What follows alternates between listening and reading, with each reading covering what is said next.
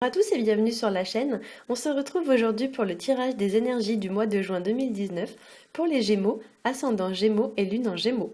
Ceci est un tirage général, donc s'il ne correspond pas à votre situation, je vous invite à regarder le tirage de votre signe ascendant et celui de votre signe lunaire pour avoir plus d'informations.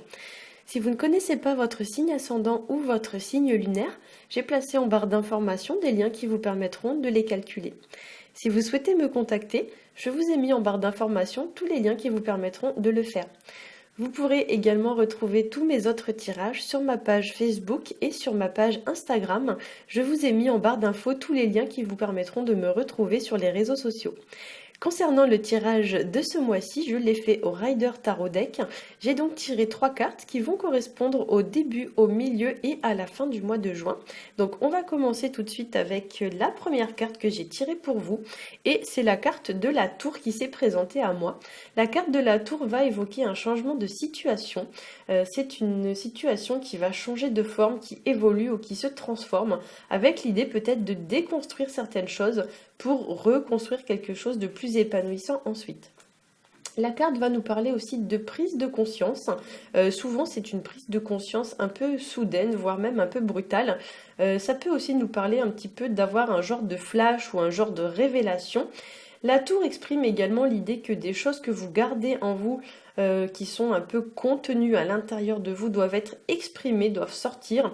Et parfois, elles sortent un petit peu avec beaucoup de violence. Et c'est vrai que souvent, la carte de la tour peut exprimer un petit peu la colère ou ce genre d'émotion. Ça peut nous parler aussi d'évoquer un peu l'idée d'une situation qui va prendre de l'importance, qui s'élève, qui se construit ou qui se développe. Il y a une notion un peu de hauteur dans cette carte. Et pour certains, ça peut également évoquer l'idée que deux personnes ne sont peut-être pas au même niveau ou pas à la même hauteur vis-à-vis d'une situation. Ou alors que cette situation nous domine un petit peu ou qu'elle nous pose quand même une forme d'obstacle ou de problème. Dans certains cas, la carte de la tour va aussi évoquer l'idée de tomber de haut en découvrant une situation. Ça peut nous parler aussi d'une situation ou même d'une idée voilà, de faire face à un obstacle, un échec ou quelque chose dans ce genre-là. La carte de la tour va aussi représenter tout ce qui est de l'ordre de l'immobilier, de la maison ou même de l'entreprise si on est dans le cadre professionnel et avec le fou, enfin le mât qui est placé juste à côté. Pour certains, il est fort possible que vous changiez de travail, de maison ou des choses comme ça. C'est vraiment l'idée de mettre, de prendre un nouveau départ en fait dans sa vie avec ces deux cartes, notamment sur le plan professionnel ou sur le plan, on va dire, de la maison. Donc c'est vrai que souvent ça peut être, mettons, un changement de bail ou quelque chose comme ça, ou une mutation, un déménagement, tout ce genre de situation qui vous invite potentiellement à quitter votre maison. Ça peut aussi être avec la carte du monde l'idée de partir à l'étranger aussi. Alors, on va passer à la deuxième carte. Donc, j'ai tiré pour vous, comme je l'ai dit, la carte du fou, qu'on appelle normalement dans le tarot de Marseille la carte du mât. Alors, c'est une carte qui va nous parler de départ, voire même de nouveau départ. Donc, il y a l'idée de repartir à zéro vis-à-vis d'une situation ou de se lancer dans une nouvelle aventure.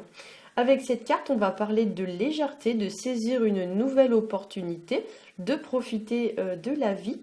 Le fou évoque aussi l'idée de se détacher du matériel et du superficiel, de se délester de choses qui vous encombrent l'esprit ou qui vous encombrent le corps. Le fou nous parle aussi de ne pas accorder d'importance au regard des gens, de laisser le regard des gens glisser un petit peu sur vous sans en tenir vraiment compte. Il nous invite à prendre des risques, à oser, à aller de l'avant, mais ici attention quand même à la précipitation et à l'impulsivité, car le fou c'est typiquement le style de personne qui va se lancer sans réfléchir avant d'agir. Donc effectivement, là on ne le voit pas très bien sur la carte, mais normalement on le représente souvent avec la tête en l'air. Et ici il y a un précipice et on voit le petit chien là qui essaye de lui dire fais attention, mais en fait il est tellement dans ses pensées que du coup il regarde pas où est-ce qu'il met les pieds. Alors, ça peut nous parler aussi pour certains de voyage, comme je l'ai dit, de mouvement, de déplacement. Donc avec cette carte, surtout placée à côté de la carte du monde, tous les déplacements vont vraiment être favorisés. Le fou va aussi vous inviter à passer à l'action vis-à-vis d'une situation. Là, en fait, avec ces cartes-là, il y a l'idée un petit peu que c'est plus le moment d'agir, il faut passer à l'action. Pour certains aussi, c'est des cartes cette carte va vous inviter à profiter des plaisirs de la vie sans vous prendre inutilement la tête pour des broutilles. Et dans certains cas, donc le fou, ça peut représenter aussi une personne un peu immature, une personne qui n'a pas conscience des conséquences que ces actes vont entraîner au futur. Ou alors ça peut représenter une personne un petit peu qui vit au jour le jour sans trop se poser de questions pour la suite. Alors au niveau de la troisième carte que j'ai tirée pour vous, c'est la carte du monde que j'ai tirée. Et donc là aussi, c'est une carte qui va nous parler de voyage, notamment à l'étranger. Elle nous parle aussi des gens qui nous entourent et de la société dans laquelle on vit. Donc effectivement, peut-être qu'avec ces deux cartes-là, il y a l'idée de créer de nouvelles relations, de découvrir de nouvelles personnes, de tisser de nouveaux liens, etc., etc. Cette carte nous invite aussi à trouver notre juste place, à ne pas tenir compte du regard des gens et de ce qu'ils diront. Effectivement, la carte du monde, pour ceux qui connaissent un peu le tarot, elle est placée juste après, dans l'ordre des cartes, la carte du jugement. Et du coup, elle va vous inviter un peu à vous libérer du jugement des gens ou du jugement que les gens peuvent porter sur vous. Avec le monde, on parlera aussi d'aboutissement, de réussite, de succès. C'est la fin d'un cycle, hein, donc effectivement la carte du monde, c'est la dernière carte du jeu. Donc il y a l'idée d'arriver à une situation qui est à son terme. Et ce qui est assez intéressant ici, c'est que la carte du fou... alors, ici, dans ce jeu-là, elle porte le numéro 0, mais dans le tarot de Marseille traditionnel, elle ne porte aucun chiffre. Donc souvent, on la place soit après le monde, soit en tout premier.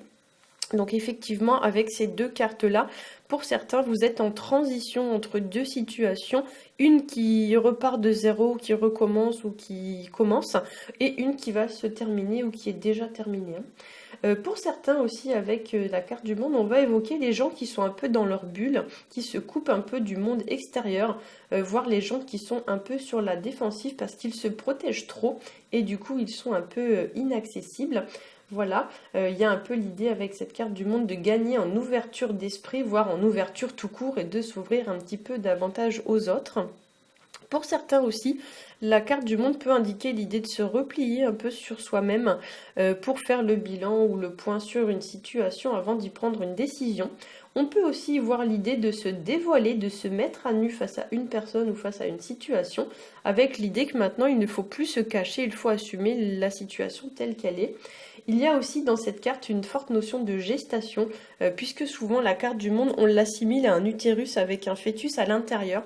Donc effectivement, pour certains, il y a l'idée d'une situation qui va voir le jour prochainement ou qui est en cours de gestation, qui est en train de se mettre en place. Et on pourra même y voir pour certains l'idée de la naissance d'un enfant, donc un enfant qui vient au monde, puisqu'on a donc la carte du monde. Voire ça peut être aussi une forme de renaissance vis-à-vis d'une situation qu'on croyait finie et qui renaît entre guillemets à la vie. Voilà, j'espère que ce tirage aura pu vous éclairer. Si c'est le cas, n'hésitez pas à liker, à partager et à vous abonner. Pour ma part, je vous souhaite à tous un très bon mois de juin et je vous dis à bientôt.